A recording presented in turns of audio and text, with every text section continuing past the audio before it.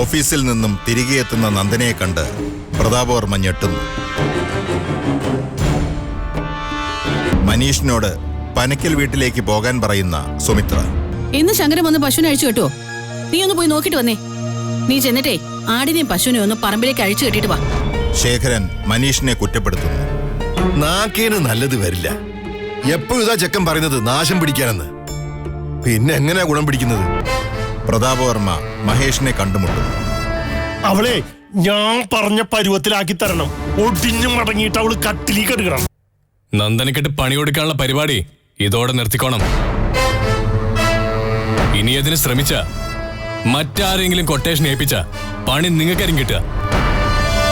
പിറന്നാൾ ദിവസം ക്ഷേത്രത്തിൽ പോയി വരുന്ന മുത്തശ്ശിയും നന്ദനയും. മനുഷ്യരായി ജനിച്ചവർക്ക പിറന്നാള്, നായ്ക്കും നരിക്കും ഒക്കെ പിറന്നാളുണ്ടെന്നുള്ളത് ഞാൻ ആദ്യമായിട്ട് കേൾക്കുക. പായസവുമായി നന്ദന മുത്തശ്ശിക്കരികിൽ. പിറന്നാൾ സമ്മാനവുമായി വിദ്യാഭാരതി നന്ദനയെ സമീപിക്കുന്നു. നന്ദനയുണ്ടാക്കിയ പായസം കുടിക്കുന്ന വിദ്യാഭാരതി. ഇനി തുടർന്ന് കാണുക.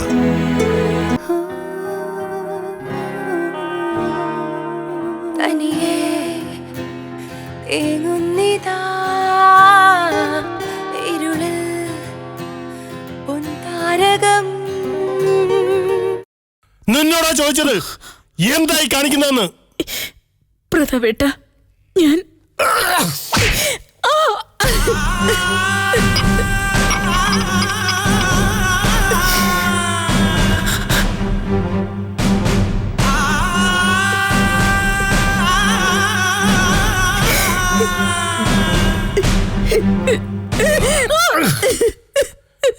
നീ എന്നെ അപമാനിക്കാൻ കച്ചാട്ടി ഇറങ്ങിയിരിക്കുകയാണോ? എനിക്ക് മാത്രമല്ല എന്റെ ഭാര്യയ്ക്കും കുട്ടികൾക്കും ഈ വിഷം വേണമെന്ന് ഞാനിവിടെ പറഞ്ഞതാ. നീ അതിനൊരു പുല്ലുവില കൽപ്പിച്ചോടി. എന്നോടും എന്റെ മക്കളോടും ഒരു അല്പ ആത്മാർത്ഥത ഉണ്ടെങ്കിൽ നീ ഇത് കൈകൊണ്ട് തൊടുവോ? അപ്പൊ നിനക്ക് ആ പെണ്ണാ വലുത് അല്ലേ? അവളുടെ കൈകൊണ്ടുണ്ടാക്കി വേസ്റ്റ് ആവരുത്. അത്രക്കൊന്നും ഞാൻ ചിന്തിച്ചില്ല പ്രതാപേട്ട. എന്തുകൊണ്ട് ചിന്തിച്ചില്ല? നിന്റെ അമ്മയും സേതുലക്ഷ്മി ഒരു അവസരം കിട്ടിയ എന്നെ ഇൻസൾട്ട് ചെയ്യാറുണ്ട്. വിദ്യയും അതിനുള്ള പുറപ്പാടാണോ? ആണോന്ന് അങ്ങനെ വല്ലതും മനസ്സിലുണ്ടെങ്കിലേ ഇല്ല, ഇനി മുന്നറിയിപ്പില്ല. അനുഭവിക്കുമെന്ന് നീ അറിഞ്ഞാ മതി. എന്താ ഇവിടെ എന്തോ താഴെ വിടുന്ന ശബ്ദം കേട്ടല്ലോ? എന്താ വിദ്യ ശബ്ദം കേട്ടത്? ഉൽക്ക വീണ ശബ്ദം. ഈ കുടുംബത്തിന്റെ തലയിലെ വലിയൊരു ഉൽക്ക വീഴാൻ പോവുക. അതിന്റെ മുന്നോടിയായിട്ട് ചെറിയൊരു ഉൽക്ക വീണു, അത്ര തന്നെ. അയ്യോ, ഇതെന്താ? പായസമോട്ട് എന്താ കേട്ടിട്ടില്ലേ? നന്ദനമോളുടെ പിറന്നാളിന് വെച്ച പായസം. ഇതെന്താ ഇങ്ങനെ? പിറന്നാളിനല്ല, അവളുടെ 16 അടിയന്തരത്തിനാ പായസം വെക്കേണ്ടത്. ഒരു ഞങ്കനമോള്.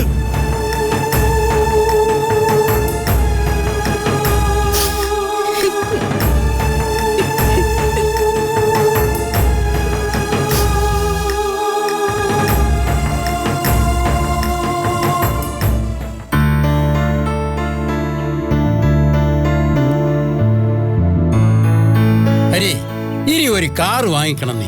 അതാവുമ്പം നിനക്കും അച്ഛനും അമ്മയ്ക്കും കൂടി എങ്ങോട്ടെങ്കിലും ഒക്കെ പോകാമല്ലോ. വാങ്ങിക്കണം.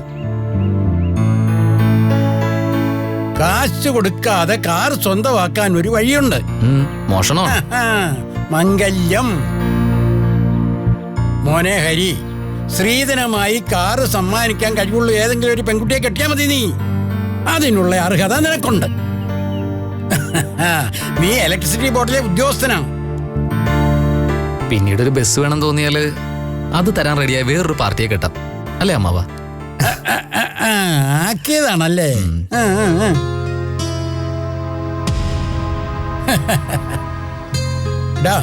ഇതാ പനക്കലെ പെണ്ണല്ലേ? അതെ.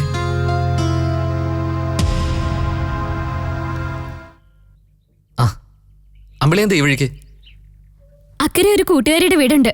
2 ദിവസമായിട്ട് ക്ലാസ്സിൽ പോയില്ല. നോട്ട്സ് വാങ്ങാൻ പോയതാ. എന്താ ക്ലാസ് മുടങ്ങിയത്? പനക്കല് ആർക്കെങ്കിലും അസുഖമായിരുന്നോ? പനക്കലോ? അപ്പൊ നീ വിവരമൊന്നും അറിഞ്ഞില്ലേ? ഇല്ല. എന്താ മാവ? എടാ, ഇവരിപ്പ പനക്കലല്ല താമസം. പിന്നെവിടെയാ? അമ്മയും ചേട്ടനും ഞാനും കുറച്ചു ദിവസമായിട്ട് ശേഖരമാമയുടെ വീട്ടിലാ. ഞങ്ങളുടെ വീടുമായി ബന്ധപ്പെട്ടൊരു കേസ്. ഞാൻ അറിഞ്ഞില്ല കേട്ടോ. ചുരുക്കത്തിൽ പനക്കിലിപ്പോ ആളില്ല. ആള് മാത്രല്ല, ആടും പശുവും കോഴിയും ഒന്നുമില്ല. എല്ലാത്തിനെയും വിറ്റില്ലേ? ആ, വിറ്റോ? ആര്? കൊച്ചറിഞ്ഞില്ലായിരുന്നോ? നിങ്ങളുടെ ആങ്ങളപ്പയ്യൻ അല്ലാതാരാ?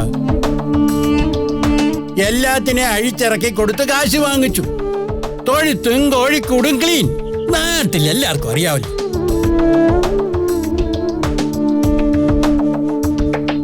അമ്പലി ടെൻഷൻ അടിക്കണ്ട. സുമിത്രാന്റി പറഞ്ഞിട്ടായിരിക്കും മനീഷ് അങ്ങനെ ചെയ്തത്.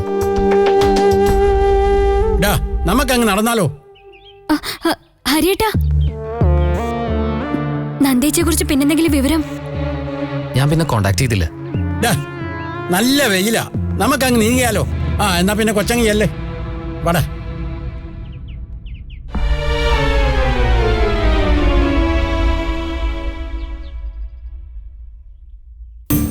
അപ്പം നമ്മൾ പറഞ്ഞു വന്നത് കാറിന്റെ കാര്യമാണ്. അത് നീ ഗൗരവത്തിൽ എടുക്കണം. വീട് പണി, കല്യാണം, വാഹനം വാങ്ങിക്കൽ, അതൊക്കെ നമ്മൾ മനസ്സിരുത്തിയാലേ നടക്കൂ.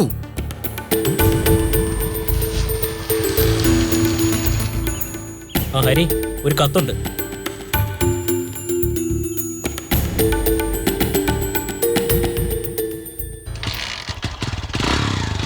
എന്നാ ശരി.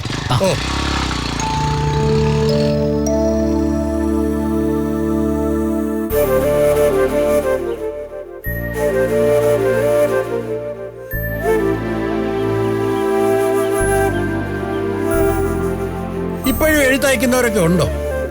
എല്ലാം ഫോണിൽ കൂടിയല്ലേ? ആരുടെ എഴുത്താരി? നന്ദന അയച്ച കത്ത. നന്ദനിയോ?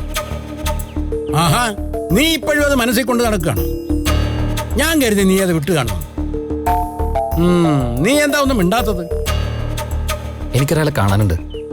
അമ്മാവൻ പോകുമല്ലേ? ഞാൻ പോയേക്കാം.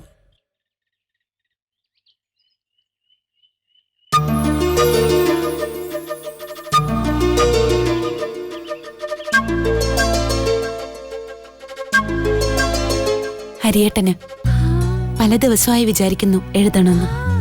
എനിക്കൊരു ജോലി കിട്ടി.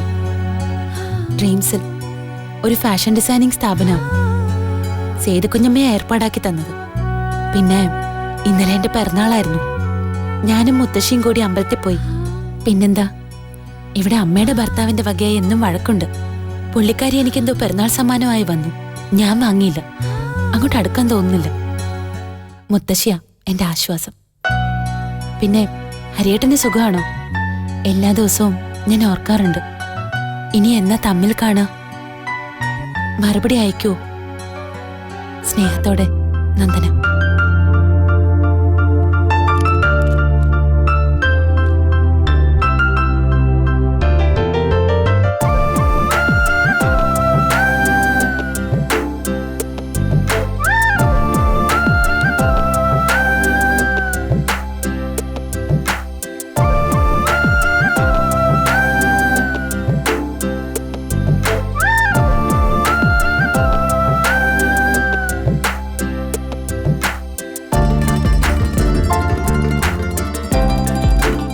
അറിയുന്നതിന്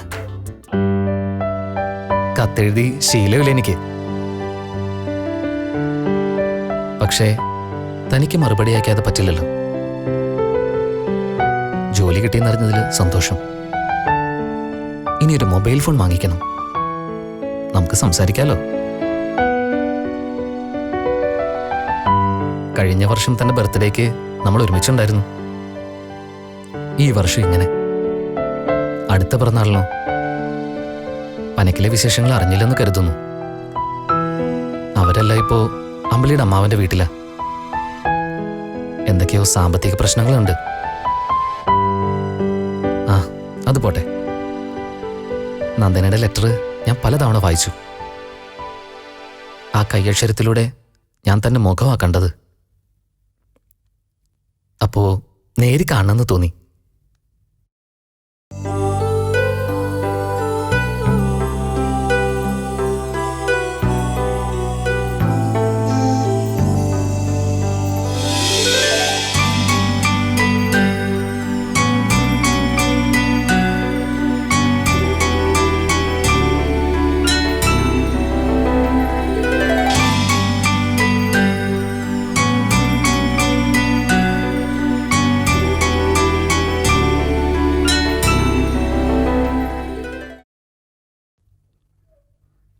ഇവന്റെ ഒരു കാര്യം.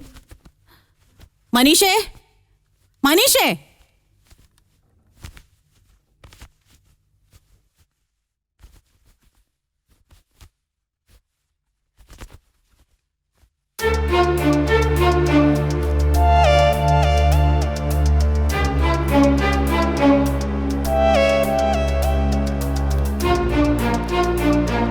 മനീഷേ.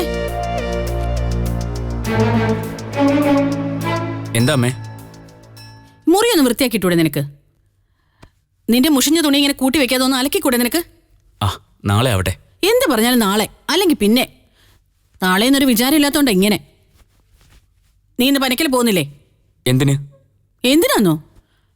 ആടിനെയും പശുവിനെ അഴിച്ചു കെട്ടിയിട്ട് വെള്ളം കൊടുക്കണമെന്ന് എന്നും ഞാൻ പറയണോ നിന്നോട്? പോയിട്ട് വാ. ആ ആന്ന് പറഞ്ഞ നിൽക്കാതെ ചെല്ലും മനുഷ്യ അങ്ങോട്ട്. അല്ലെങ്കിൽ ഞാൻ കൂടെ വരാം. അത് വേണ്ട. ആ, എന്താ? ഞാൻ പോയിക്കോളാം. ഞാനും കൂടെ വരുന്നുണ്ട്. ആട്ടും കൂടെ വൃത്തിയാക്കണം. വേണ്ടമ്മേ, ഞാൻ വൃത്തിയാക്കിക്കോളാം. അതെന്താ ഞാൻ പനക്കിലോട്ട് വന്ന നിനക്ക് ഇത്ര ബുദ്ധിമുട്ട്? അത് പിന്നെ അമ്മേ, ആ നമ്മുടെ ആടിനെയും പശുവിനെയും ആരോ കട്ടോണ്ട് പോയി. അതെനിക്കറിഞ്ഞൂടാ. ഞാൻ കഴിഞ്ഞ ദിവസം പോയി നോക്കിയപ്പോഴേ പശുവില്ല, ആടുമില്ല, കോഴിയും കൊണ്ടുപോയി. നീ കളി പറയാതെ. അയ്യോ അല്ല, സത്യമായിട്ടും കള്ളന്മാർ കൊണ്ടുപോയി. എന്നിട്ട് നീ ഇതുവരെ ഈ കാര്യം എന്നോട് പറയാത്ത എന്താ? വെറുതെ അമ്മയെ വിഷമിപ്പിക്കണ്ടെന്ന് വിചാരിച്ചു. ആ, പോയത് ഏതായാലും പോയി. അതുകൊണ്ട് ഇപ്പൊ അറിഞ്ഞപ്പോ എനിക്ക് വിഷമമില്ലേ? എത്ര രൂപയുടെ മുതലാ? എന്നിട്ട് നിനക്കത് നിസ്സാരം. പോലീസ് സ്റ്റേഷൻ പരാതി കൊടുക്കാം. അതൊന്നും വേണ്ട. അതെന്താ? ഇനി അവറ്റകളെ കിട്ടുമൊന്നുമില്ല. നീ ഇങ്ങോട്ട് നോക്കിയേ. ആ പൈസ എവിടെ? ഏത് പൈസ അമ്മേ? എന്റെ ആടിനെയും പശുവിനെയും വിറ്റ് കിട്ടിയ കാശ് എവിടെയെന്ന്? വിറ്റെന്നോ? അമ്മ എന്തേ പറയുന്നേ? പിന്നെ ഇത് എങ്ങനെ വന്നടാ? അമ്മേ, ഞാൻ അറിയില്ലെന്ന് വിചാരിച്ചോ? എന്താണ് നീ കാണിച്ചേ? അമ്മേ, ഞാൻ നിനക്ക് എങ്ങനെ തോന്നി മനുഷ്യ അതിനൊക്കെ പിടിച്ച് വിൽക്കാൻ? എന്താ നിന്റെ ഉള്ളിലിരിപ്പ്? എന്നിട്ട് ബാക്കി പൈസ എവിടെ? എടുക്ക്. ചോദിച്ച കേട്ടില്ലേ? ബാക്കി പൈസ എവിടെയെന്ന്? എന്റെ കയ്യിലില്ല. എനിക്കുണ്ട് എന്റേതായിട്ടുള്ള ആവശ്യങ്ങള്. ഒരു നല്ല ഷർട്ടില്ല, മുണ്ടില്ല. എങ്ങോട്ടെങ്കിലും പോകാൻ ഒരു ബൈക്ക് വേണമെന്നുണ്ട്. എന്നിട്ട് അതെല്ലാം വാങ്ങിച്ചോ നീ? ആ, വാങ്ങിക്കാൻ വേണ്ടി ഒരാളെ പൈസ ഏൽപ്പിച്ചിട്ടുണ്ട്. ആരെ? അമ്മയ്ക്ക് എല്ലാം അറിയണോ? കൊച്ചു കുട്ടിയൊന്നുമല്ല ഞാൻ. കൊച്ചുകുട്ടി അല്ലാത്തോണ്ടാ ചോദിച്ചത്. ഞങ്ങളുടെ കാര്യങ്ങൾ നോക്കി ഇങ്ങോട്ടും ചെയ്യേണ്ടവനാ നീ. ആ പൈസ എല്ലാം നീ ചെലവാക്കിയല്ലേ? വല്ല വീട്ടിലും വന്ന് നാണം കെട്ട് കൂടിയിരിക്കുക. അത് നീ ഓർക്കണം. ഇളയ പെണ്ണിന്റെ കാര്യം നീ ഓർത്തോ? ഞാൻ മാത്രമായിട്ട് എന്തിനോർക്കണം? 2 ഉണക്ക പശുവും 4 ആടും പോയപ്പോ അമ്മ എന്നോട് ചൂടാവുന്നു. 10 പൈസയുടെ പ്രയോജനം തരാതെ മൂത്തോരുത്തി ഇറങ്ങി പോയില്ലേ? അമ്മയുടെ സ്വന്തം മോള് വല്ലവനെയും കൂടെ സ്ഥലം വിട്ടില്ലേ? അതിനൊക്കെ ആര് സമാധാനം പറയും? ആരോട് ദേഷ്യപ്പെടും? ആ, ബാക്കി കുറച്ച് പൈസ അലമാരയിലുണ്ട്, എടുത്തോ.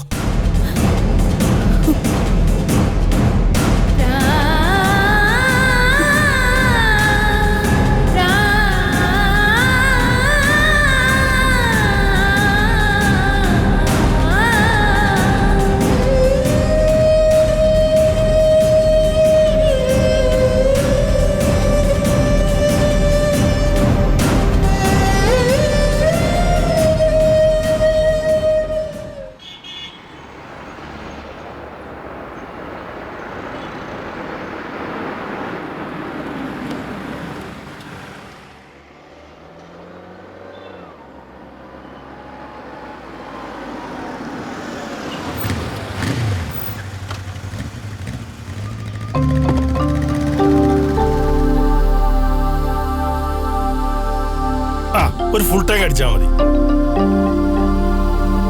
ഓ, ഈ തെങ്ങേറ്റക്കാരൊക്കെ കിട്ടാനുള്ള പ്രതാപവർമ്മ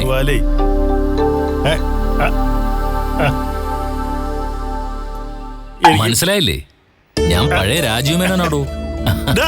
രാജീവേ, നിന്നെ കണ്ടിട്ട് അങ്ങോട്ട് മനസ്സിലായില്ലല്ലോ. കോളേജിൽ നിന്ന് ഇറങ്ങിയിട്ട് ഇപ്പൊ എത്ര കൊല്ലായി? വർമ്മയ്ക്ക് കുറച്ച് തടി വെച്ചു എന്നല്ലാതെ കാര്യമായ മാറ്റമൊന്നുമില്ല. താൻ ഇവിടെയാണല്ലോ സെറ്റിൽ ചെയ്തിരിക്കുന്നത്. അന്ന് നമ്മുടെ ബാച്ചിലുണ്ടായിരുന്ന അലക്സ് പറഞ്ഞു. അലക്സ് എന്ന് പറയുമ്പോ ആ മഞ്ഞപ്പക്കി അലക്സോ?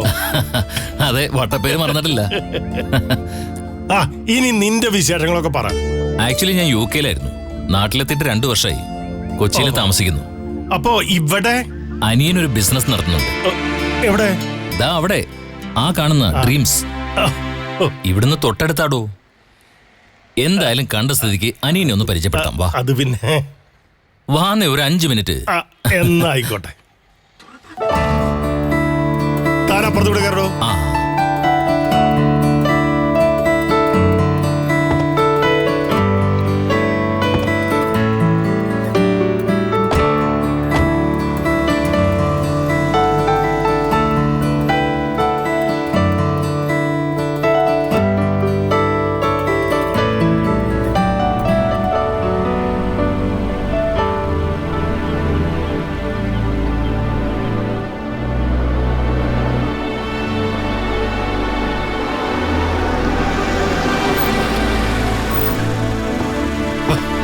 Good, very good.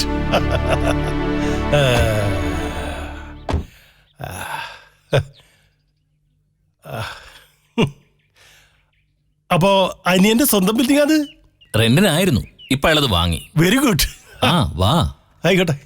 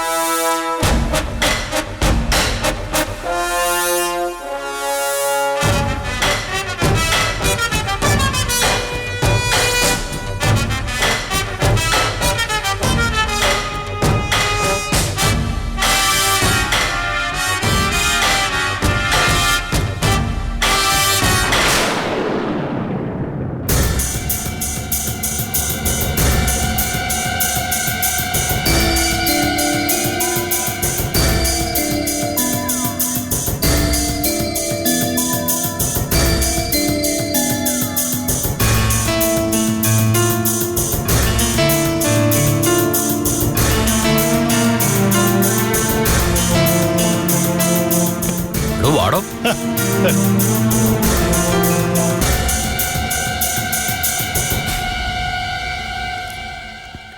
ഇരിക്കൂ. വെൽക്കം. ഞങ്ങൾ യാദൃച്ഛികമായിട്ട് കണ്ടതാ.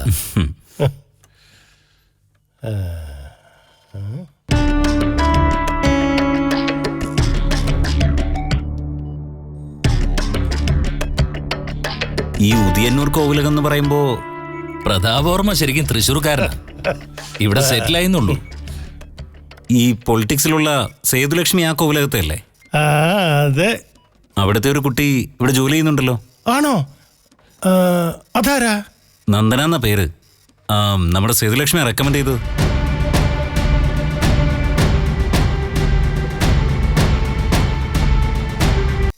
നന്ദന എന്ന പേര് നമ്മുടെ സേതുലക്ഷ്മി റെക്കമെൻഡ് ചെയ്തു.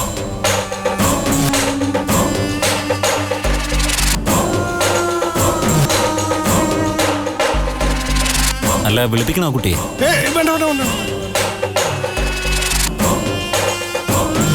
എന്ത് പറ്റിയ പ്രതാപൻ? അതിപ്പോ എനിത്തിങ് റോങ്? ഞാനിപ്പോ എന്താ പറയാ, തന്റെ അനിയന്റെ സ്ഥാപനായി പോയില്ലേ. ഈ സേതുലക്ഷ്മി റെക്കമെൻഡ് ചെയ്തതൊക്കെ ശരി എന്ന് കരുതി ഒരാളെ സ്റ്റാഫായിട്ട് എടുക്കുമ്പോ അന്വേഷിക്കണ്ടേ? നമ്മുടെ പ്രസ്ഥാനല്ലേ ഇത്. എന്താ സർ പ്രോബ്ലം? നിങ്ങൾ ഈ പറയുന്ന പാർട്ടിയില്ലേ നന്ദന, അത് കോവിലകത്തെ നേരിട്ടുള്ള റിലേഷൻ ഒന്നുമല്ല. പിന്നെ ഞാനേ പറയുന്നത് കൊണ്ട് മറ്റൊന്നും വിചാരിക്കരുത്. ആളെ ഒരു ജാരസന്തതിയാ. ആണെന്നേ. പണ്ടേ കോലോത്തെ ഏതൊരു കക്ഷിക്ക് പിഴച്ചുണ്ടായ കൊച്ച. അവളുടെ സ്വഭാവമാണെങ്കിലോ ഭയങ്കര പെശകും. പലരായിട്ടും കണക്ഷൻ ഉണ്ടെന്നാ പറയണ്. ഒരിക്കലേ ലോഡ്ജിന്ന് പോലീസ് റെയ്ഡ് ചെയ്ത് പിടിച്ചതാ. സത്യമാണോ? നിങ്ങൾ ബ്രദേഴ്സ് ആയതുകൊണ്ട് എല്ലാം എനിക്ക് തുറന്നു പറയാൻ പറ്റില്ലല്ലോ. പക്ഷേ ഒരു കാര്യം, പോലീസ് എപ്പ വേണമെങ്കിലും ഇവിടെ കയറി വരും. സ്ഥാപനത്തിന് ചീത്തപ്പേരുണ്ടാവാണ്ട് സൂക്ഷിക്കണം. മേന്ന് മനസ്സിലാവുണ്ടാ കാര്യങ്ങള്?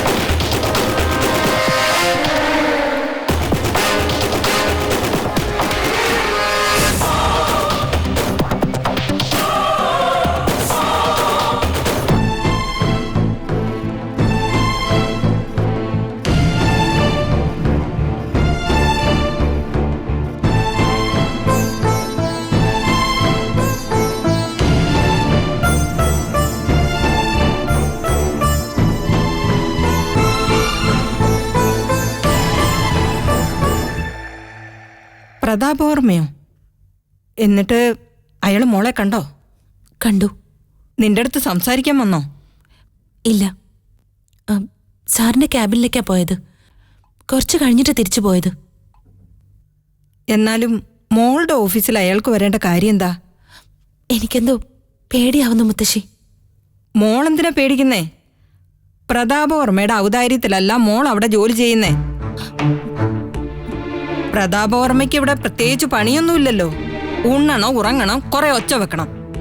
അങ്ങനെ ബോറടിച്ചപ്പോ വായി നോക്കാൻ ഇറങ്ങിയതായിരിക്കും. കൂടെ ഒരാളും ഉണ്ടായിരുന്നു. MDയുടെ ചേട്ടനാന്ന് തോന്നുന്നു.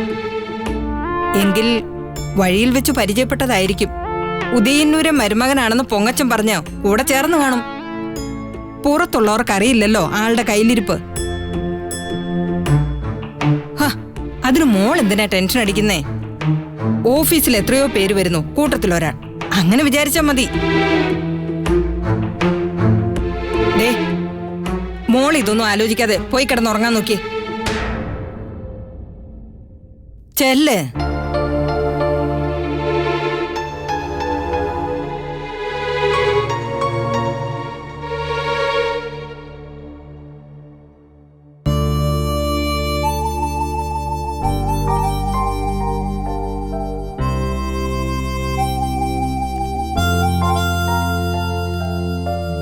ചേച്ചി, good morning. Good morning. Good morning. ഇന്ന് നേരത്തെയാണോ? Morning. നേരത്തെയാ.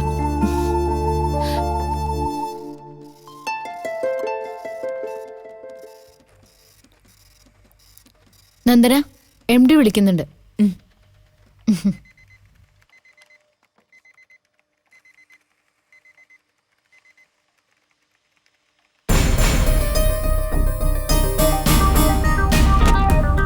May I come in, sir? Yes.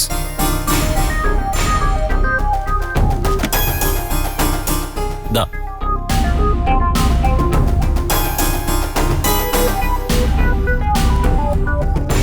ശമ്പളത്തിന്റെ ബാക്കിയുള്ള ചെക്ക. എമൗണ്ട് കറക്റ്റില്ലെന്ന് നോക്കൂ. സർ, ഇപ്പോഴിത്. അത് മാത്രമല്ല, ദാ ഇതുകൂടെ ഉണ്ട്.